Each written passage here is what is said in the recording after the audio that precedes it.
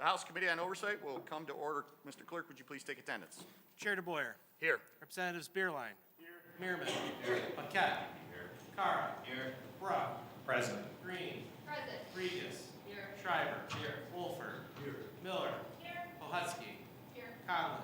Here. McDonald. Here. Menser. Here. Sergeant. Here. Lagella. Here. Mr. Chair, you have 17 members present and quorum. Thank you, Mr. Clerk. Representative Bruck moves to approve the minutes of the February 25th meeting. Hearing no objections, they are approved. Today's first item of business will be taking up an Auditor General's report on the water withdrawal program in the Department of Environment, Great Lakes, and Energy. So I would like to welcome members. Shelley Jensen, the Audit Division Administrator, Jessica Armstrong, Senior Supervisor with the Michigan Auditor General's Office. Please begin when you guys are ready.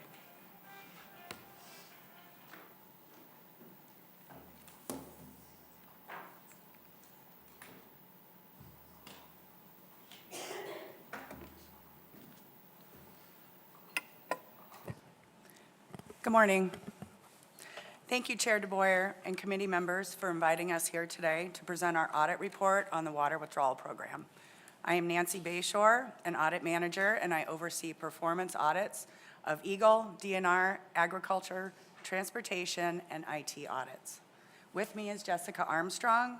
She was the audit supervisor for the audit. Sorry. I'll provide a brief overview of the audit, and then I will turn it over to Jessica, who will walk you through the material audit findings. Michigan and other Great Lakes states and provinces have enacted laws to regulate water uses within the Great Lakes Basin in accordance with the Great Lakes St. Lawrence River Basin Water Resources Compact. The Water Use Assessment Unit within the Water Resources Division is responsible for administering the water withdrawal program. Our audit focused on the Water Use Assessment Unit, which we will call the Assessment Unit, and is responsible for registering large quantity water withdrawals, making determinations on the potential impacts to water resources as a result of proposed withdrawals, and processing water withdrawal permits in the state of Michigan. Withdrawal requests are processed using an online water withdrawal assessment tool, which we will call the assessment tool, to determine if there will be an adverse resource impact.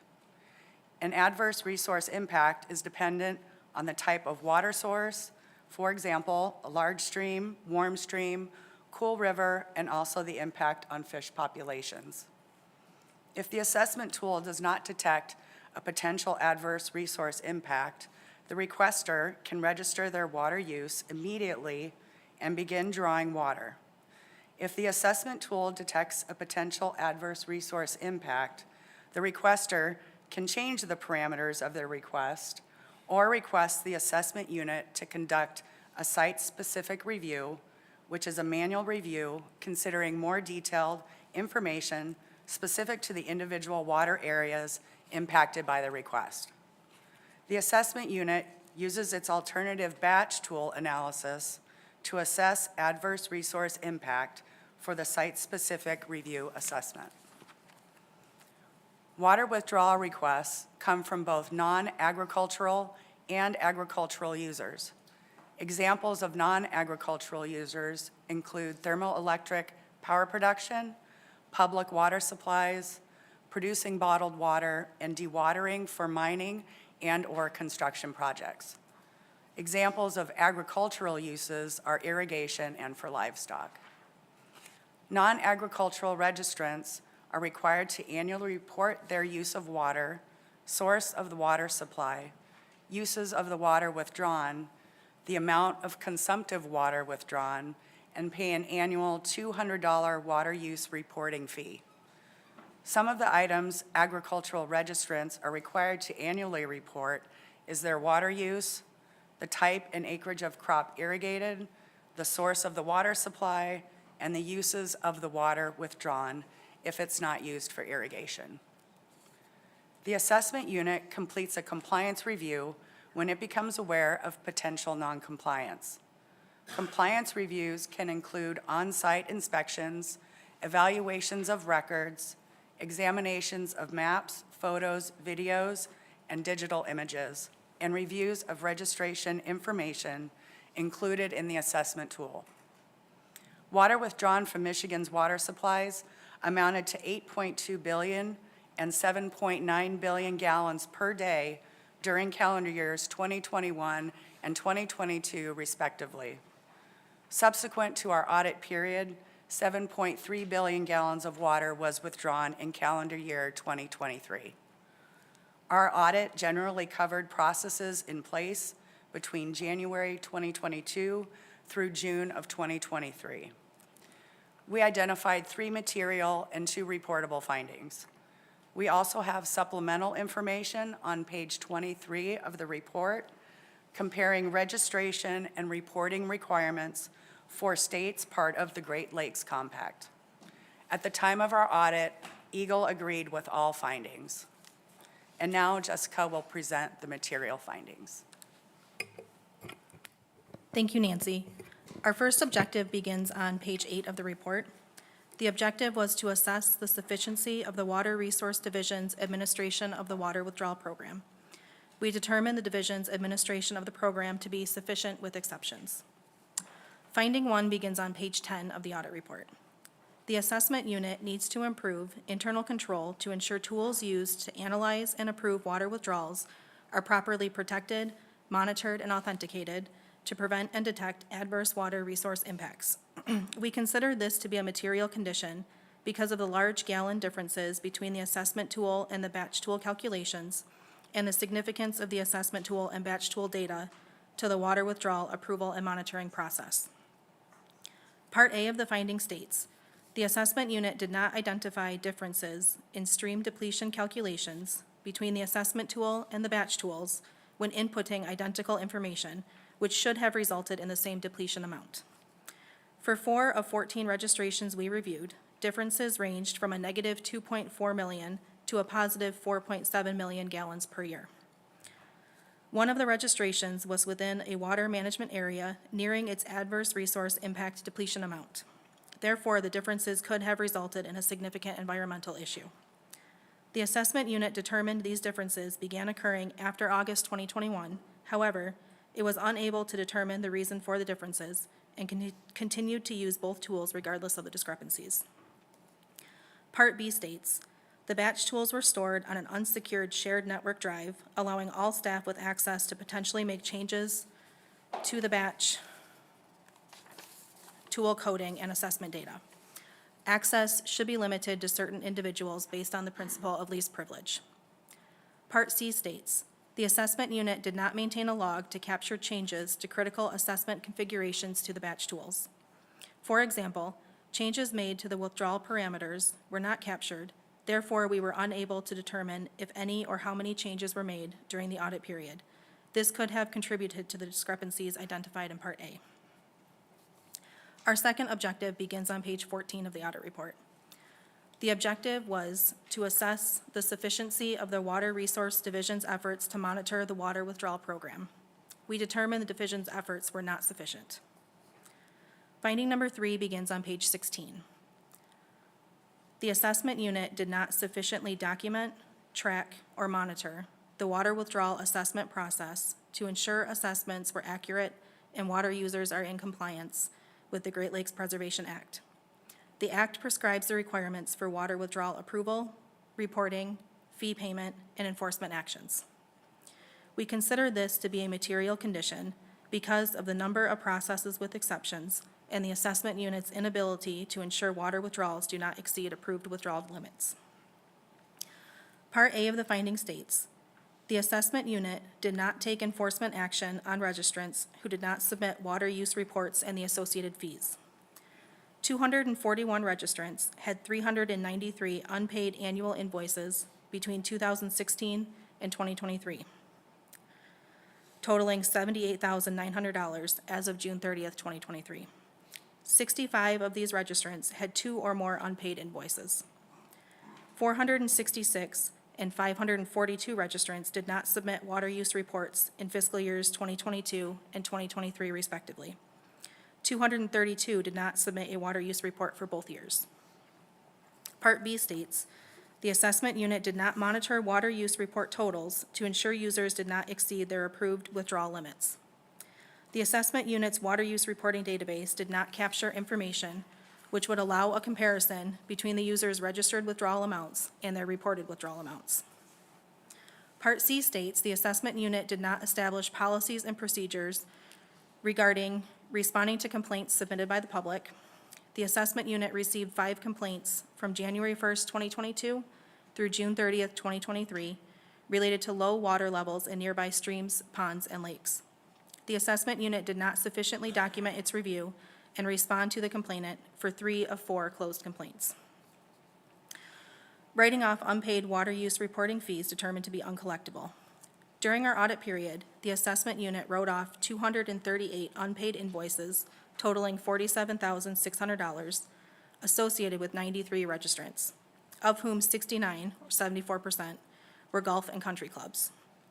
The assessment unit did not document its process to determine how or why the invoices were uncollectible and subsequently written off.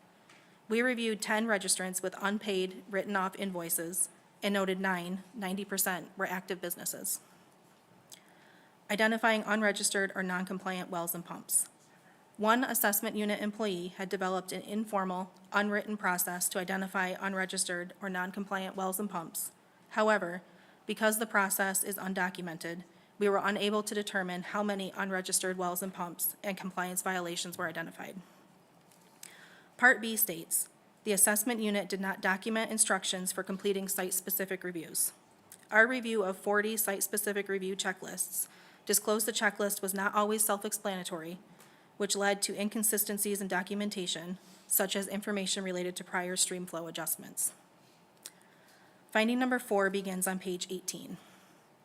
It states, the assessment unit needs to improve its compliance review process to ensure consistency with policy and that violations are communicated and corrected.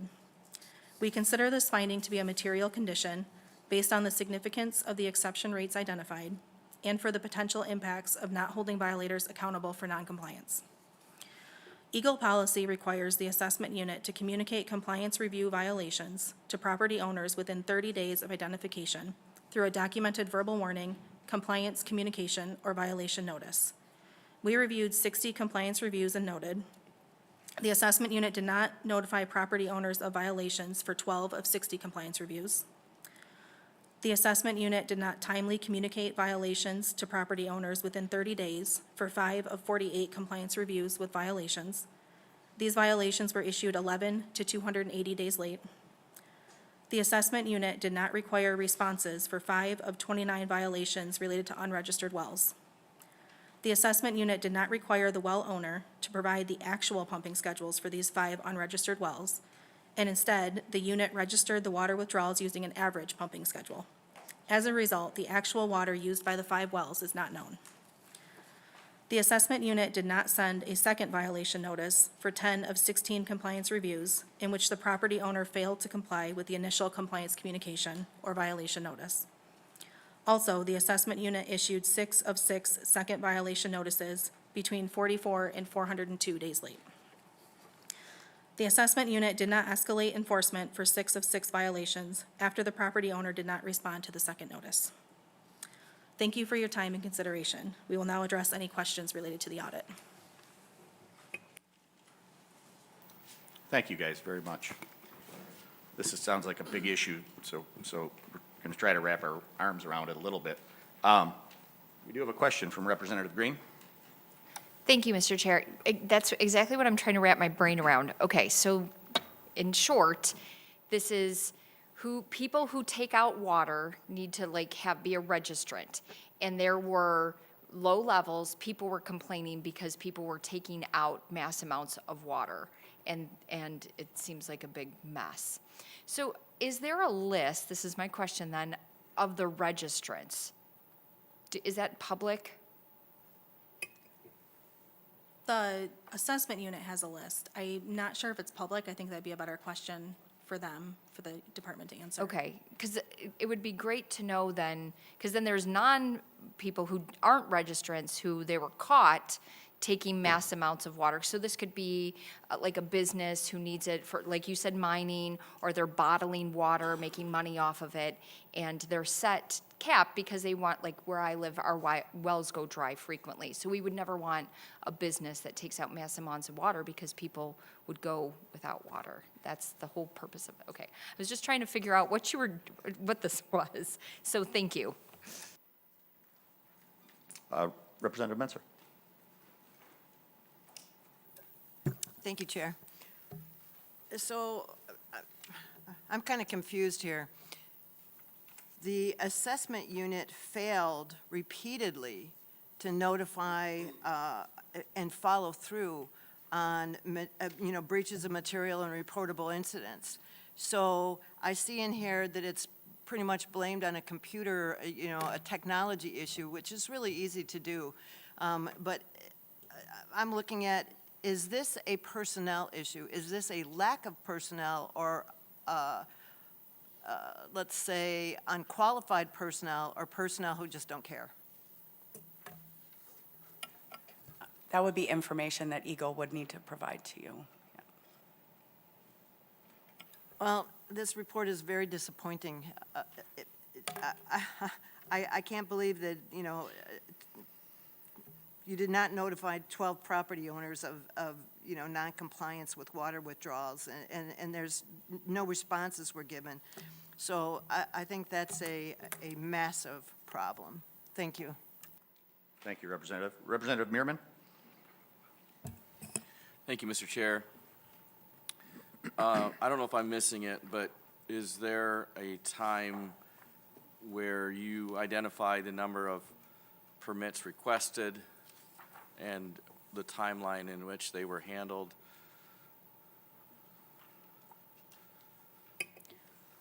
Most go through the water withdrawal assessment tool that the department has, so a lot of them are just gone through automatically through this system.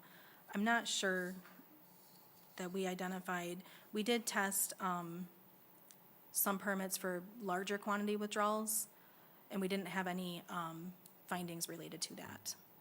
But I don't know that we have that information about how long it lasted, how long it took today. We could get back to you with that if you would like. The reason I'm asking is that's the feedback I'm getting on our end from constituents is the timeline is greatly expanded from what it was in the past of the department. Because you're right, you can go through the water assessment tool and you can get a permit as long as it fits. And the department, it's just sort of an automatic thing. But there's a whole nother category which more and more people are falling into, and that seems to be kind of an internal or eternal hole where permits are just kind of circled around and it's over a year for answers. And we have a timeline in there in the statute of when the department needs to respond for these permits requests that are falling outside of what the water withdrawal tool itself would initially just give permission for automatically. We do, actually, I'd like to correct my previous statement. We do have a finding. Finding number 2 is a reportable condition, and that is related to that site-specific review process that you're discussing. And our finding was that the department's not doing those site-specific reviews timely. Could you help me understand what you, say that again? I didn't quite understand what you were. The process when it falls outside of the water withdrawal assessment tool, so if a registrant applies and the tool determines there could be an adverse resource impact, then the registrant can request a site-specific review, which is a separate review outside of the tool done by Eagle staff. And that does have timelines in the law of how long that process should take. And so we did look at those, and we do have a reportable condition, a reportable finding, and finding number 2 related to that process and the length of time it took the assessment unit to complete those reviews. It's on page 12 of the audit report. And, yeah, so that was it 54%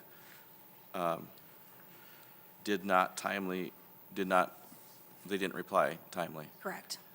So we don't know if they're still in limbo or, they could be a year beyond the timeline.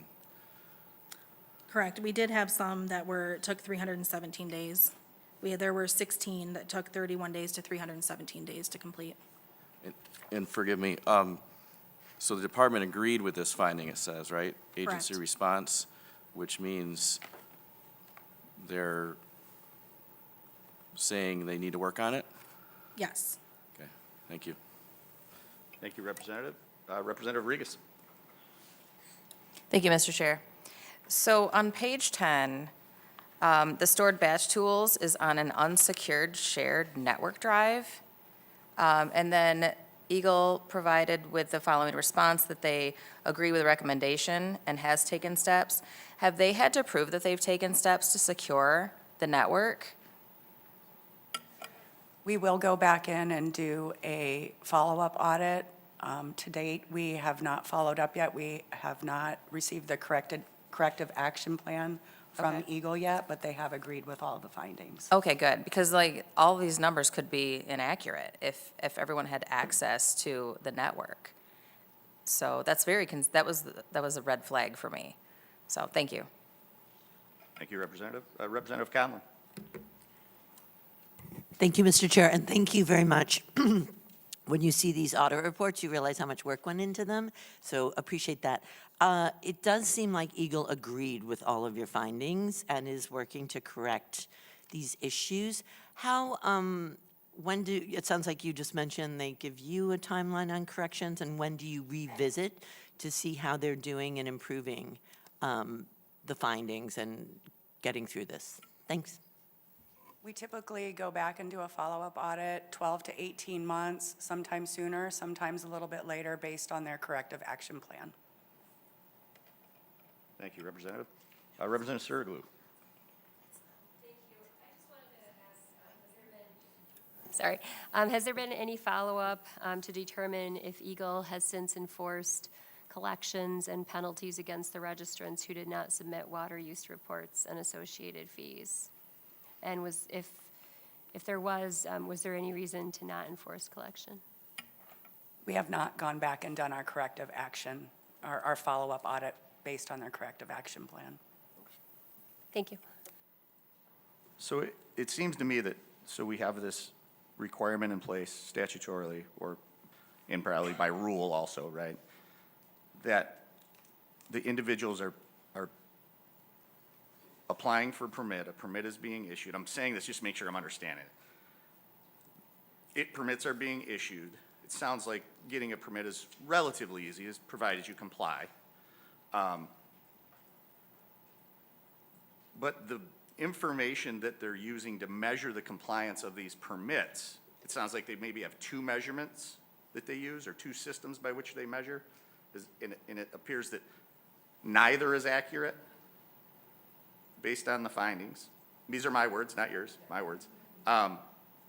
So the first thing that comes to mind is, how are we actually measuring them, whether they're complying or not, if they're both found to be inaccurate? We charge them a permit fee. We get bad results from our analysis. We don't enforce violations to any degree that's acceptable. The bad actors have realized that and have decided they're just not going to pay their invoices. The good guys are paying their invoices. Then the bad guys that don't pay their invoices, we just write that debt off. Is there any did you come across any structured attempt to just do simple collections in your audit of these fees that are not paid? The unit does send an invoice to the water withdrawal users once per year as a collection effort to remind them that they need to pay $200. So would I be safe to assume that the extent of their collection efforts is to send an invoice in the mail? Yes. So as we threaten taxpayers to be put in jail for not paying their taxes, we're not doing anything to collect money that's due the state from a direct user. It just seems like horribly bad management, so. Any other questions from representatives? Yep, Representative Weigel. Oh, I'm sorry, Bahutsky, thank you. Sorry, Dylan. Thank you, Mr. Chair. I was doing math over here, and I was a little slow on the uptake there. So You had said that follow-up audits take place about a year to 18 months after the completion of the initial audit, right? So it looks like we're coming up on 2 years. So if this one was completed, well, no, I'm sorry. When was this one completed, I guess? The audit report was issued in May of last year, 2024. Okay, so coming up on a year, is there a plan to start a follow-up audit, or is there something that you need first? Once we receive Eagle's corrective action plan, then we can begin. If they have completed those actions, then we can go back in and complete a follow-up audit. How long does it normally take for the corrective action plan to make its way to you? Typically, they are to be submitted by the department within 90 days of the issuance of the report. And is there anything that you can do, because we're well over 90 days, obviously, so is there anything you can do to hold them to account or sort of compel the corrective action plan to make it over to you? We have asked the department for the corrective action plan, and that's where we are right Thank now. you. Thank you. Just if I may jump on in the same, how long ago did you ask them for that corrective action plan? I believe the last week or two, we asked for Okay. if they had it. Do you set a timeline when you ask for that corrective action plan? Typically, I believe it's in statute, and they are required, it is part of the audit report, and they are required to submit their corrective action plan within 90 days. Would you keep this committee updated on the status of that? Yes, we can do that. Thank you, I appreciate that. Representative Wegala. We're almost there. It's Wagella, but that's okay. Wegala. Got it. Yeah. Anyway, I appreciate you being here. I think this is something I have interest in and definitely want us to keep an eye on. So the audit mentions that Eagle wrote off over $47,000 in unpaid water user reporting fees, with a considerable number of them being golf and country clubs. And although the audit doesn't identify the formal process for determining which fees are written off, was there an informal process used to make these determinations? Basically, who signs off on what organizations are getting their fees waived or not?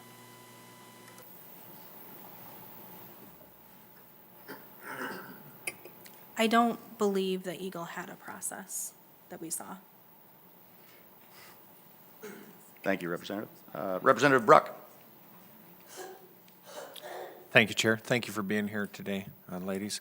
I'm kind of a follow-up segue question from Representative Wegala.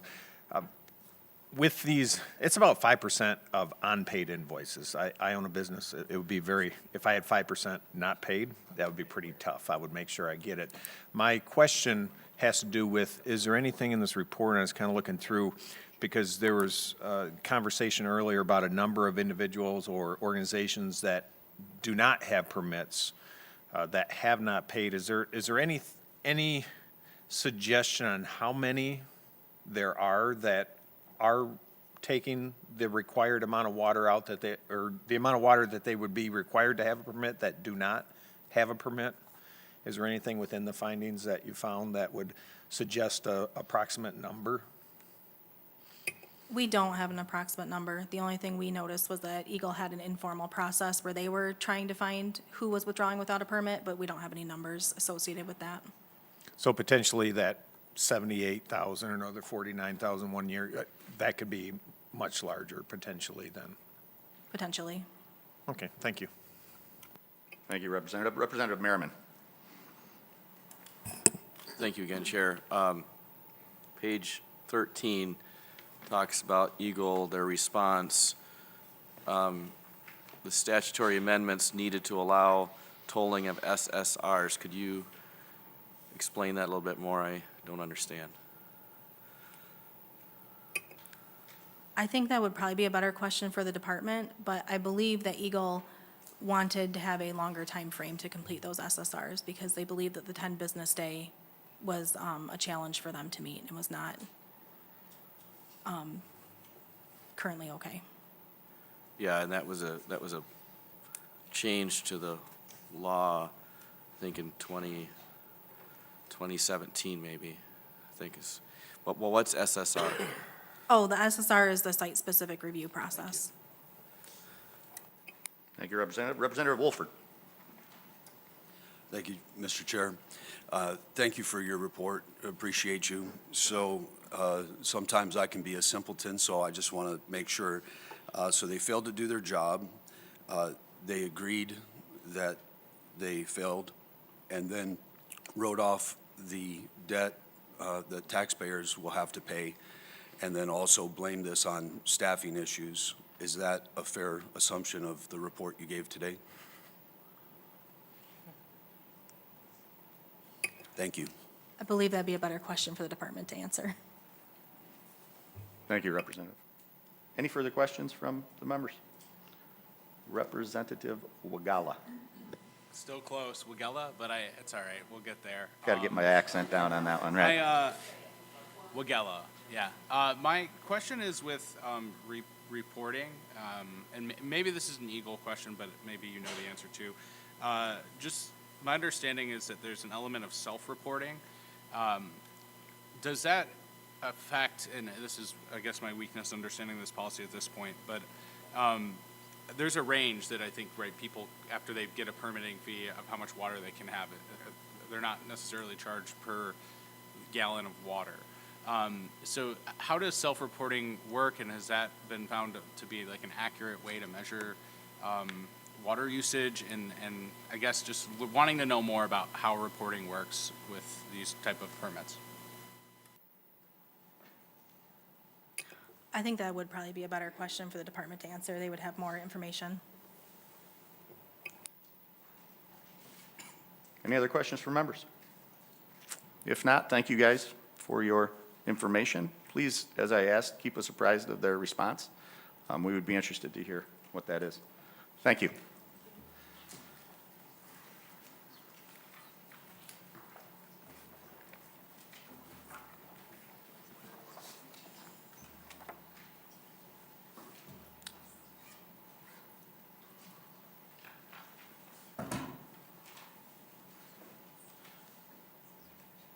We are going to move to the second item of business today, and I would invite Chair Smit from the Elections Committee to come up and inform us on the request made with the Secretary of State's office with regard to elections materials. Thank you, Chairman DeBoyer and members of the Oversight Committee. Yes, as you mentioned, I am here to request in completion the documents that I have asked for from the Secretary of State. During the past legislative session, I was the Minority Vice Chair of the Elections Committee. I presently serve as the Chair of the Committee on Election Integrity. And as you know, the House Committee on Elections Integrity, their primary function is to examine Michigan's election management and system to better assess the state of Michigan's elections. It's through that examination that the committee can meaningfully determine whether there is a need for improvement and what those improvements might look like. The Secretary of State and the Bureau of Elections have a responsibility to ensure free and fair elections in Michigan.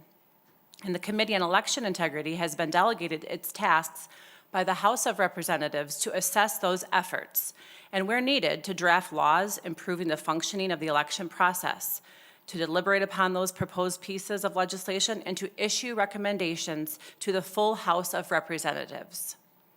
A representative government requires transparency and requires co-equal branches of government to cooperate with one another as it relates to reasonable record requests. On November 7th, 2024, my office requested access to the Bureau of Election e-learning portal, in an effort to better understand the Department of State's Bureau of Elections Management and Regulation of Michigan elections. The e-learning portal provides education and training material to clerks administrating our elections. In response to my request, we were initially told that we could not access the information, but maybe some exceptions might be made. Next, the Bureau of Elections forced our office to utilize the Public of Freedom of Information Act request, even though as an elected legislator, I represent a co-equal branch of Michigan government. My office jumped through the artificial hoops created by the Department of State that the Bureau of Elections and the Bureau of Elections has submitted a Public Freedom of Information Act request for the e-learning materials. However, on November 21, 2024, the Department of State responded to our FOIA request by stating that they could not provide us with access to the clerk e-learning material because they did not understand our request. To reiterate, our request was unmistakably clear, simply to be given login credentials to the e-learning portal so we could review the training and instruction provided to Michigan clerks. Yet this was somehow incomprehensible. Nevertheless, we continued to jump through the hoops. My office provided a highly detailed list of documents sought. These documents were very reasonable and consisted of clerk educational materials, the indexes, the lists of materials that MDOS uses to train clerks, a site map of the Bureau of Elections website, the Bureau of Elections organizational chart, the contact information possessed for Michigan clerks, statutory and regulatory guidance letters sent to the clerks, and any regulations governing elections, including which might not be easily available to the public. All of these documents should be public. None of these should hide behind any privileges. Yet the Department of State responded on January 7th, 2025, and informed us that in order to produce these documents that we requested, they would need to spend 140 man-hours that my office would need to pay nearly $9,000 for. The Department of State's response was ridiculous and on its face and obviously designed to deter our office from scrutinizing its elections management. This process and attitude towards the legislature must change. On February 6, 2025, I sent a direct request in my capacity as the chair of the Committee on Election Integrity requesting the same materials. Initially, I received no response. Our staff followed up on the request repeatedly, only to be met with obvious sandbagging and delayed efforts. We even have met with representatives from the department and discussed the request. Ultimately, the department promised they would produce some of the request materials, but not all. However, even this document production never materialized. Finally, last week, after exhausting all the options, I sent a formal request to the Oversight Committee to issue a subpoena to the department to produce the records that we have been requesting.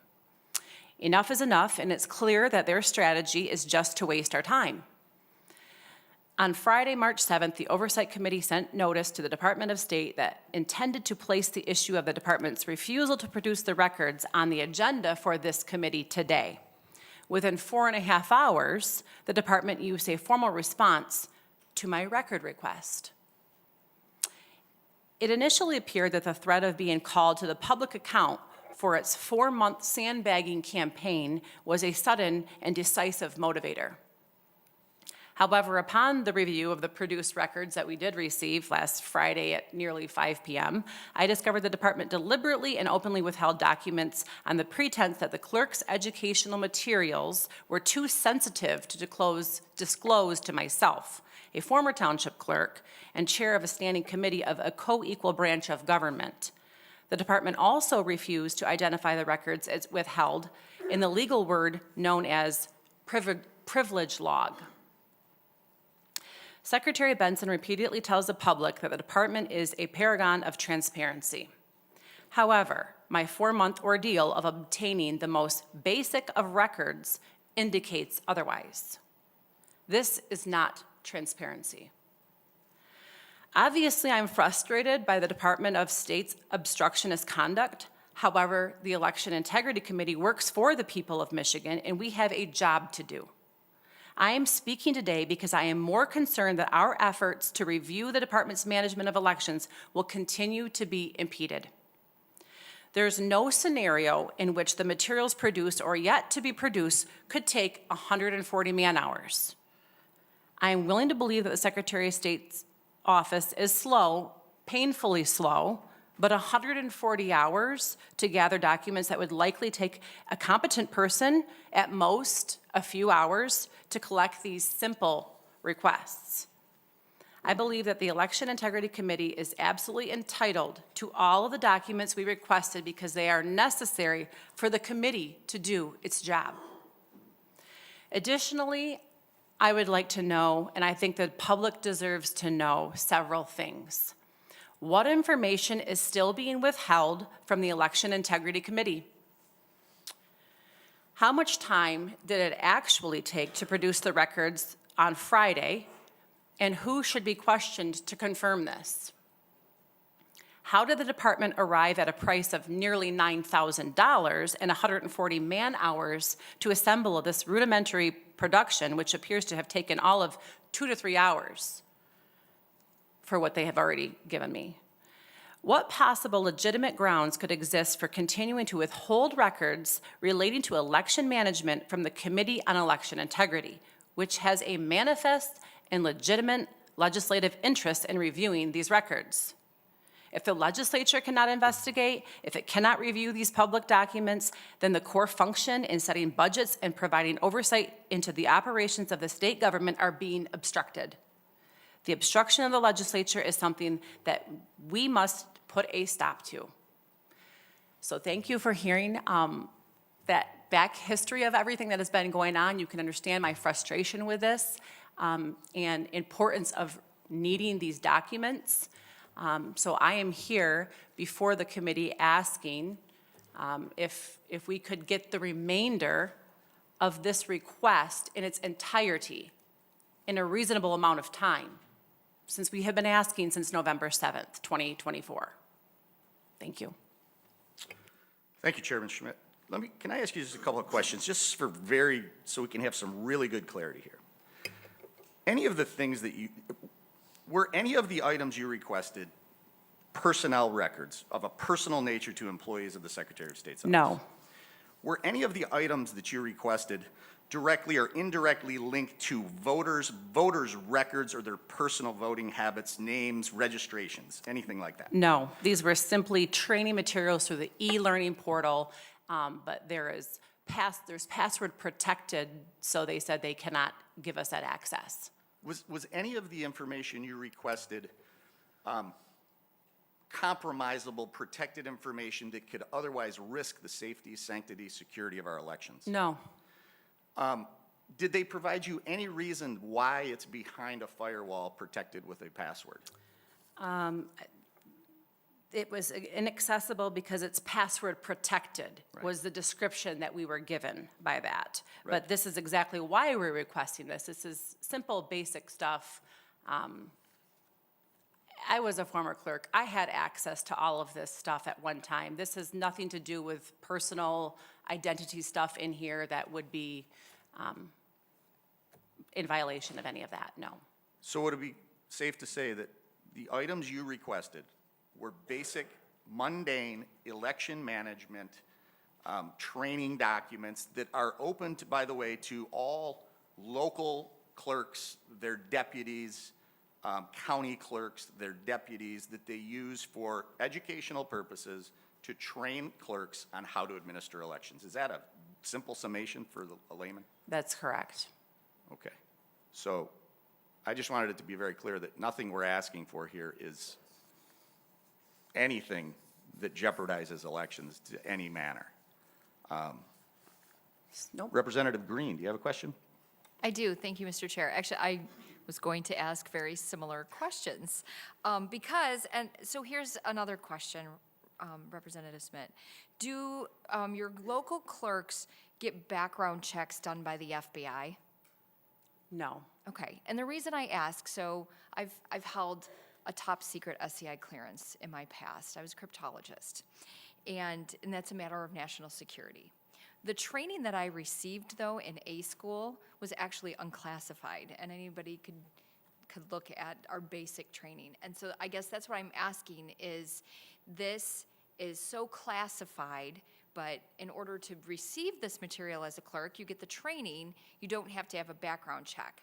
But you were specifically asking just for the training materials that were in the learning portal, correct? Correct. That among like the indexes, lists of materials used to train them, a site map, the organizational chart of the department for the personnel so we can know the flow of all of that and how, yeah, I mean, very simple, basic stuff. So you were just asking for oversight on how you train the clerks. Correct. And this material is so classified that even the state representatives cannot obtain it. Apparently. Okay, thank you. Thank you, Representative. Representative Bruck. Thank you, Chair. Thank you, Madam Smit, for being here. I have a question. You mentioned the word privileged law, like there was, that they couldn't give you something, you used the term privileged law. What is that and what makes it so? That would just be the term utilized, that they are saying that they can't give us this access because it's privileged under the password protected. Okay, so you're, Inaccessible because it is password protected. okay, so that's what you're referring to, Right. privileged law. Okay, all right, thank you. Yeah. Thank you, Representative. Representative Beerline. Thank you, Mr. Chair. About how much of the material have you received? I would say, well, it's hard to know. We don't know exactly what is all being withheld because they keep saying this is inaccessible for this URL. And we would actually like to know, do you think half of it we've received? About 75% we have received. Yes, within that short hour, few hours, Friday. Thank you. You're welcome. Representative McDonald. Thank you, Chair. That button's far away from me. Thank you for your testimony. So I have worked at my local city at times to get documentation from them, and I'm very aware that there's a cost for it. You're aware of that as well? That if you ask for FOIA documents, you have to pay for printing and other things? You're aware of that? Absolutely. Okay, so you keep referring to, it should have taken a competent person a couple of hours, a few documents. I see the list of what you requested. It's 11 pages long. One of the pages that I counted had 54 items on it, so that's about 600 pieces that you were asking for. So you're surprised that there would be a cost for that? I'm just trying to understand. Well, I get what you're saying. However, they have a system, a software system that is not going to produce take 140 man-hours to get all this when they can compile it through their software systems. And what I asked for was 11 or 12 points of things, some of which were many pages long of training materials and such, but that's as easy as just going into the system and sending that over to me, the training. But they provided you the cost on January 7th? I'm sorry, They what? provided you the cost on January 7th and you turned it down. I did not turn it down, no. Did you pay for it? No, because they were going to give me what I need, and yeah, okay. Thank you. You're welcome. Representative Sterniglu. Thank you. I just wanted to ask, of all the materials that you requested, can you tell me which ones are publicly available? Well, some of this might be on the Bureau of Elections website, but of what we went through and looked at, not much of this is. It's my understanding that quite a bit of it is actually publicly available, so I'm just curious how much time did your staff spend doing that research? We spent a significant amount of time going through of what we saw that was on the website, which was available, and what we know there's much more information that is available. Thank you. You're welcome. Representative Bahutsky. Thank you, Mr. Chair. So most of my question has been asked around public and non-publicly available things, but when it comes to the training, are you looking for the actual training documents, or are you looking for login access? Because the documents that we have about your specific request reference both. We would like to see the training that is on there, that is from like 2016 through current, because over the different administrations too, under their administrative rules, training materials are produced. So that was the question of why we wanted the different types from the dates back there. And I mean, why wouldn't be able to get the login requirement for this? To be able to access it? I have a follow-up, if I may. Sure. You were a clerk, I was not. Is there a reason that I would not be able to get login access for clerk materials? I understand, but I think it's a little bit different when we're serving at the state level as a legislator and also the chair of the committee that is running. But why? We have a former legislator who is currently facing charges for tampering with election equipment. So why are we different? Like, unfortunately, we have sort of proven ourselves to not be above mishandling that information. So again, is there a reason why when you were a clerk, you had information or login access, but I as a legislator, while you were a clerk, did not? I would just like to point out that the request is now 4 months old for training material that is otherwise available. I understand why I was a clerk also. I had a login also. I don't have a login now. The difference is that this is 4 months old. If they wanted to provide a read-only access to these training materials in even a segregated means, they could do that. Would that be They amenable? haven't done that in 4 months. No, I agree, but would that be amenable, read-only access? Sure. Great, thank you. Representative Menser. Thank you, Chair, and thank you, Chair Smit, for being here today. I just wondered, what question or questions are you trying to answer by requesting these materials? I would like to simply know the training that they are being received by the Secretary of State's office and make sure that it is in line with our current law and statute, and if it's changing, how often is it changing? I mean, things are constantly changing in election law, as you know. So to best do my job and for the committee as a whole to understand how all of the operations of that work, I think it's just a great tool for us to have to understand that as well. Have there been local clerks that have said that they haven't been updated on the laws or that they don't know about the laws? To No. prompt this question? Nope. Thank you. Representative Shriver. Thank you. Can the committee get a copy of the rejection notices from the Secretary of State? We'll be happy to send that, yep. Thank you. You're welcome. And have they outlined what steps legislators must take to ensure the requests are in a format that we can take action on? Not really, other than they said when we initially requested, well, we probably can't get, it will be very limited. Then we were told, you must submit a FOIA. But no, other than that, they have not. So you'd say it's more of like, here's what you can't do versus here's how you can get the information that you need to do your job? Correct. Okay. What if Jocelyn Benson continues to deny your requests? Will the power of subpoena be utilized? What are we going to do if we keep getting denied? Well, my ask today before this committee would be that, we could submit a letter requesting this to be completed in its entirety, excuse me, with a certain number of days. I think that's very reasonable. That's why I am here today before you to just bring this to your attention that we have been stonewalled, and it's been 4 months. We would just like the remainder of this request fulfilled, and that's my ask today. That's a great ask, and I appreciate you coming to us with that. Final question.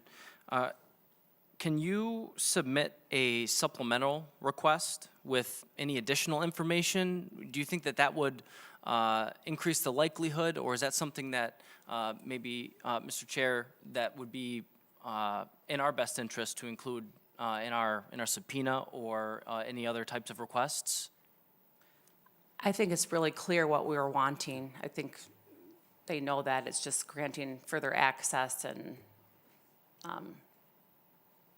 Good. Yeah. Thank you. I think it's also important to realize that it is neither customary or necessary that a co-equal branch of government requesting information from another branch of government has to go through the FOIA process nor pay for it. And I think that the fact that Chairman Smit has come to this committee, our role is to oversee departments in government to be certain that they're complying within the expected standards of their department. And additionally, the reality of why do you need it is not a legitimate question for the Oversight Committee to address. The question is, do you have the right to ask for it? That is the role of oversight. You have the right to ask for it. You have the right to request it. You do not have to request it through FOIA. It is not customary to pay for those things from one branch of government to another. And that's why we're at the Oversight Committee to talk about this issue. Representative Wagela. I actually think that was a good. So, first off, wouldn't it be great if all branches of government were subject to FOIA? You know, it would be a great thing. But I guess because I understand like wanting access to information. And I understand the right to request. And I think something we should talk about is like the right to request versus the right to get, because if we're not going to be subject to the same rules of FOIA, such as paying for documents, which I think is a good thing for us to talk about and figure out, because should we be access to certain information that others would have to pay for because it's part of our job and duty as legislators? I can understand that, but I just wonder, like, is the position that you're kind of taking on this, and just for the sake of discussion, is it that should us as legislators have unlimited access to records at other departments that need to be produced? Because if that is the case, I could see how that could become weaponized as well by us in terms of the cost of producing those documents, to slowing up of government, et cetera. I just think it's an interesting discussion for us to have. What are the limits on that, and what does that look like? And I am curious your thoughts as this moves forward. Thank you, Representative. Representative Wolford. Since we're, well, I think it's polite as we address to say thank you, Mr. Chair. So thank you. Representative Smit, I have a question for you, but first a statement. So to me, with these requests, it would make sense to me that if all is above reproach, that, and I was the department getting requested this, I would bend over backwards to make sure that I got all of that information to you. So this could be put to bed, that our citizens and our veterans would be able to have peace in knowing our elections process works and is not being tampered with. Also, we talk about money. Was that dollar amount somewhere between $7,000 and $9,000 to get this report? Is that what was asked? It was over $8,000, nearly $9,000, yes. So I'd like to point out, and before you came to talk today, Eagle, due to its mismanagement, wrote off $78,000 because they didn't effectively do their job. And so I would like to know or think that $9,000 to give people peace and knowing that these processes are working would be done. And then my question to you is, why do you personally think that they would want to produce some of these documents and not all of them? Thank you. Thank you. That's a good question. We don't understand with this simple, basic list of not personal information why we are being prevented from the request in its entirety. It just seems unreasonable. And that's why I'm here before you today. Thank you. Thank you, Representative. Representative Regas. Thank you, Mr. Chair, and thank you, Chair Smit, for joining us this morning. This has been very informative, and so it's just confusing to me. So our current Secretary of State claims that she acts in full transparency, and the elections that have occurred during her tenure have been the most secure and transparent. However, and what Chair DeBoyer had said also, proper procedure, I have never heard of a legislator having to go through a FOIA request and incurring the costs from their office, when as a legislator, we should be privy to these records to ensure that the department is functioning properly. So to me, your requests have been crystal clear, and the stonewalling that you've been receiving from the Secretary of State is simply unacceptable, and I would support your request for subpoena under this situation, because we need to have full transparency. That's what oversight is for. And so I thank you for your presentation, and it's been very informative, so. Thank you. Thank you, Representative. Representative McDonald. Thank you, Chair. Okay, so you did file a Freedom of Information Act request in December of 2024. Was that because the Secretary of State's office told you that you had to? Yes, ma'am. They said to do a FOIA? Yes. Okay. Thank you. Thank you, Representative. Representative Pohutsky. Thank you, Mr. Chair. You've mentioned a couple of times that you haven't gotten all of your requested documents in their entirety. What are you missing specifically from this list? Well, there are several things of this list. Parts of it were of one thing, let's say. Part of it was granted, but then another portion said inaccessible due to password protection. So, Would it be, and kind of to you, but would it be appropriate that she provide us with that information? I'm happy to provide this to the Trying committee. to find out, is there anything that's not password protected that you weren't given? I think it was all the password protected. Yeah. Okay. And you said that if you can obtain read-only versions of whatever it is that's password protected, that is amenable. I would like to talk to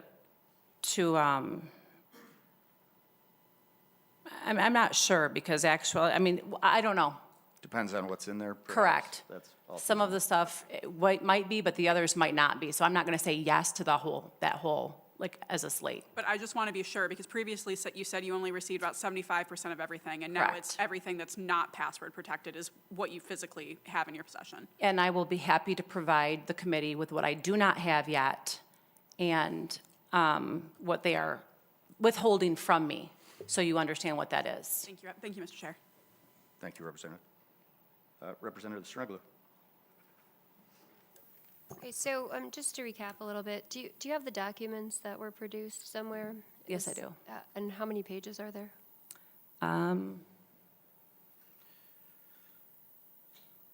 Maybe 200 pages? Okay, and they're all relating to kind of different requests? Correct. in All the there? training materials, as was mentioned, yes. And so you think that had you been the one compiling them, you would have been able to compile all those documents and search for them within 2 hours? Well, let's remember, I asked for this November 7th. We've continued to ask for this. There's no reason something should take 4 months and then still not grant the request in its entirety. So what you're trying to say is not even a fair question, because we've been asking over and over repeatedly about this. And this is unacceptable, to not be giving the Chair of Elections Committee the information that is very basic information in a timely manner, and then continue to just say, sorry, you can't have I was just the rest asking of about this. the amount of time. Well, I understand, but this has been 4 months. There's no excuse for it. And it certainly, they produce 75% of it in 2 to 3 hours. So I'm sure that they could do another 25% of the request in less time than that. Thank you, Representative. Representative Cara. Thank you, Mr. Chair. Thank you, Representative Smit, for your testimony today. I have a question regarding the Secretary of State, who is a serial election lawsuit loser. She lost a lawsuit to me, for example. She lost a lawsuit to your county clerk, for example, amongst many other lawsuits. Given this fact, is this frustrating for you that the Secretary of State has given you such a hassle to get this basic information? It's highly frustrating, as I think you can sense right now with my maybe attitude, because it just seems unreasonable. And it's very clear and apparent they do not want to give the full request, and I'd like to just know why. It's really not that hard. The staff at the Secretary of State's office is loaded with people, and it's hard to think that we've received 3/4 of this in a few hours, that it doesn't make any sense. No common sense, in my opinion. Representative, what would be your ultimate request of this committee? My request would be ultimately to subpoena the documents that for the remainder of what I'm asking in its entirety, which I can gladly provide to the committee. I believe you do have that, Mr. Chairman. That would be my request.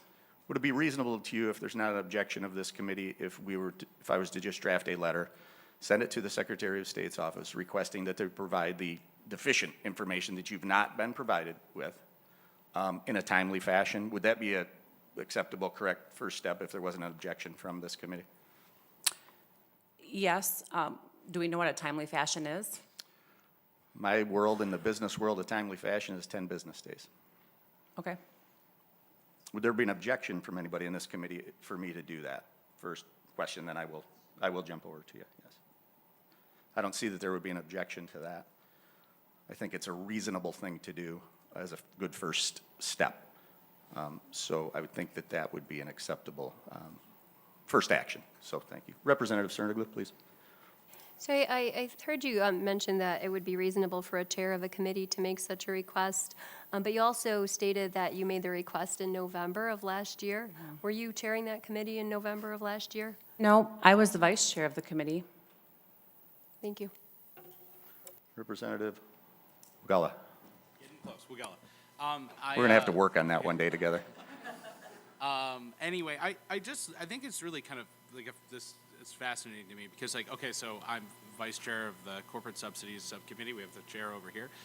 So if I, as a legislator, wanted to essentially come up with the list of 12, 13 things from the MEDC, should the expectation be that MEDC provide me all of that information without paying for it, right? I think like this is to ultimately, Yes. And Yes. if that's the case, I think that, yeah, that's good knowledge to know. I just.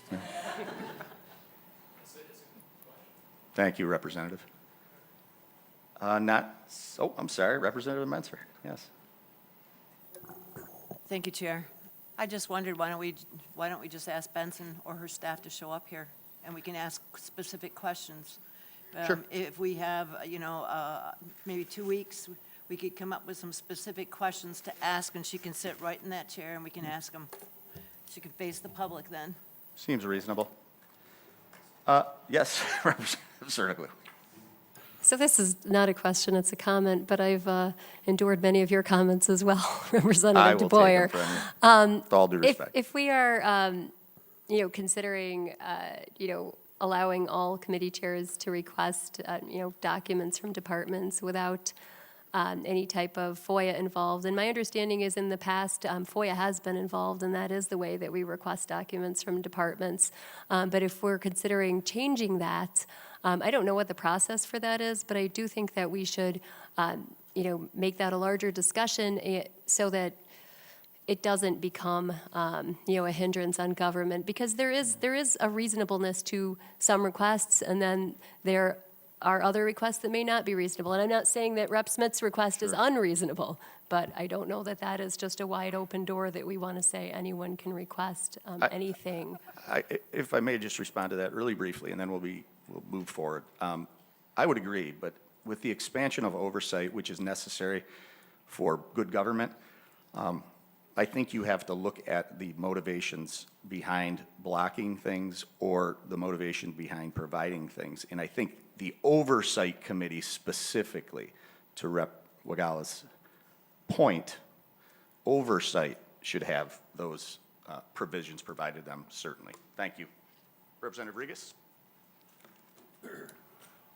Thank you, Mr. Chair. So my question is, obviously, in my second term, I'm not familiar with how oversight was ran last year, what the proper procedure was, if they used subpoenas or if they acted like private citizens and used FOIAs, or where there was oversight. I mean, or we're looking at to expand oversight because there's been so much faith lost in our government in the recent years. So how did that work last year or last term? As far as I recall, oversight met 2 or 3 times last year, and there wasn't much oversight activity that occurred. Okay, that's what I thought. That's why we're probably so backed up now, right? Yep. Thank you. Any other questions from committee members? Rep. Cerniglia, this will be our last question. Sure. So with all this discussion of FOIA, would you agree that the legislature should be subject to FOIA? Rep. Cerniglia, that is not why Rep. Schmidt is here to testify. I appreciate your attempt there, but we're not going to go off on another topic. I appreciate the question, though. Thank you. Chairman Smit, I appreciate your testimony and your information. Thank you for coming before us. Thank you for hearing me. Being no further business before the committee will stand adjourned.